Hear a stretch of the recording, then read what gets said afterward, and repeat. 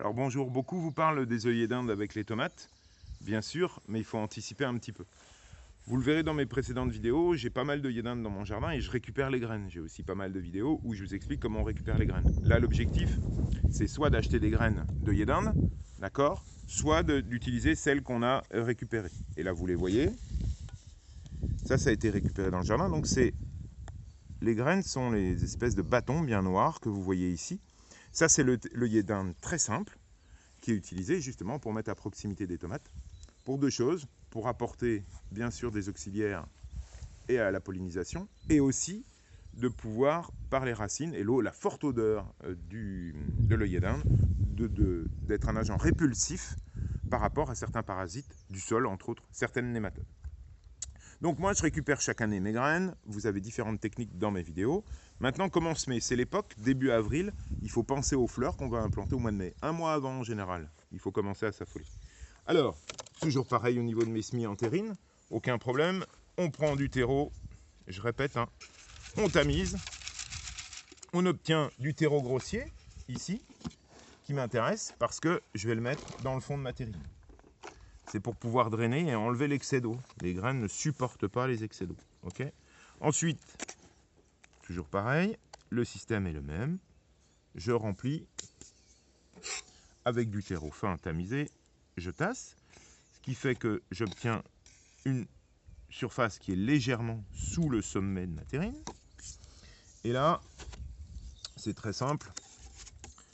Alors c'est un petit carton, mais c'est de la récup. Le but, c'est vraiment que vous regardiez qu'il ne m'en faut pas beaucoup.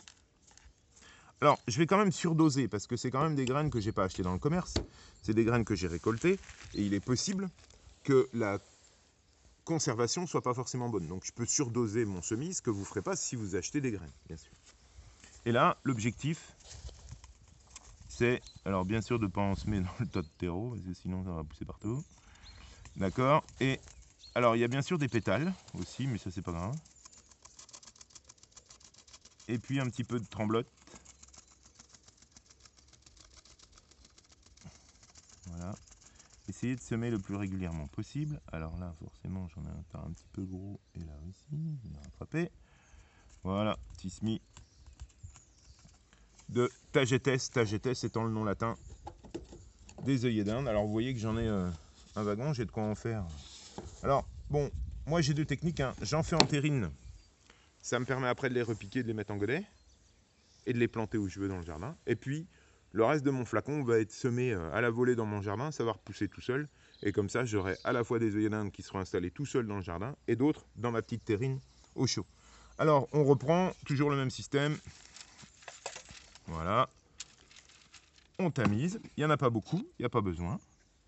Hop. Voilà. Et là, une petite étiquette qui va me permettre de savoir que c'est donc de l'œillet d'Inde. Et donc ça, des œillets d'Inde nématicides contre les nématodes, vous pouvez en trouver partout en jardinerie. Moi j'insiste hein, sur un fournisseur de graines qui m'intéresse pas mal. C'est toujours le même, c'est Biogerm, et vous cherchez dans le catalogue et vous trouverez des variétés d'œillets d'Inde nématicides. Voilà, deux petites terrines, deux semis, œillets d'Inde, pas de problème. J'ai oublié mon arrosoir. Je reviens. Et donc, toujours ma petite technique d'une rampe d'arrosage. Vous assistez bien.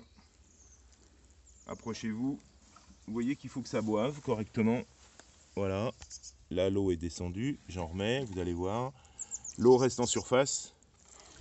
Et une fois, voilà. Hop. Ça y est, ça boit.